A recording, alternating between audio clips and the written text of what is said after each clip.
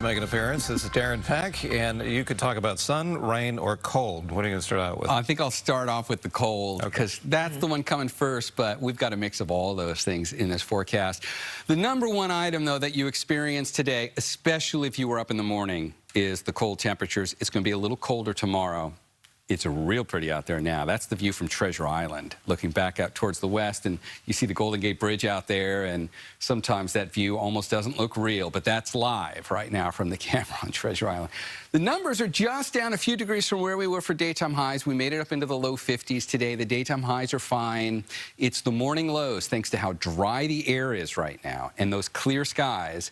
That's why we're getting so darn cold. Let's take a look at this in a little more detail. There's your broad overview. But if we come in for a close-up look and pull out some more communities in the North Bay. Sonoma, 28 tomorrow morning, free or low. These are all the places that are included in the freeze warning that we looked at the top of the newscast. Nevada's going to 33. Richmond, you'll go to 35. Walnut Creek, you're going down to 30. Tomorrow morning, very similar to where you were today. If we come back down and check out the inland valleys of the East Bay and the South Bay, remember, over here we've got a freeze warning, and down here we've got a freeze warning. But just because Hayward and San Mateo technically are not included in that freeze warning, it's going to be 34 tomorrow morning when you wake up in Hayward. That's still cold, so everybody should be aware and ready for this. Here's how things start to improve. If we look at the North Bay valleys, which are getting hit the hardest by this, it was 28 for the morning low out at the Sonoma County Airport this morning. Sunday is not all that much better. It's 29. Now, as we get into Monday and Tuesday, you're going to see a big jump.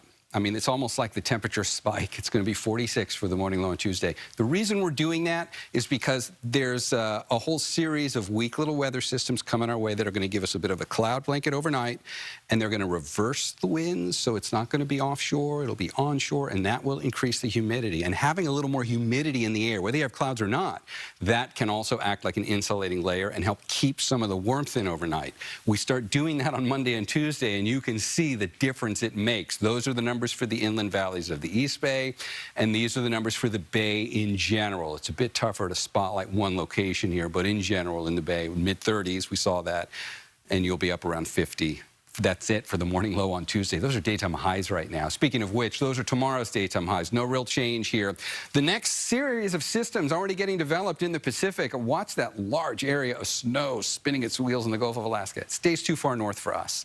What we experience on Monday is the leading edge of that system, and watch the showers. Throughout the day on Monday, we get rain. It's not going to be a soaker, but there's a chance of rain pretty much at any point in the day on Monday. That's system number one.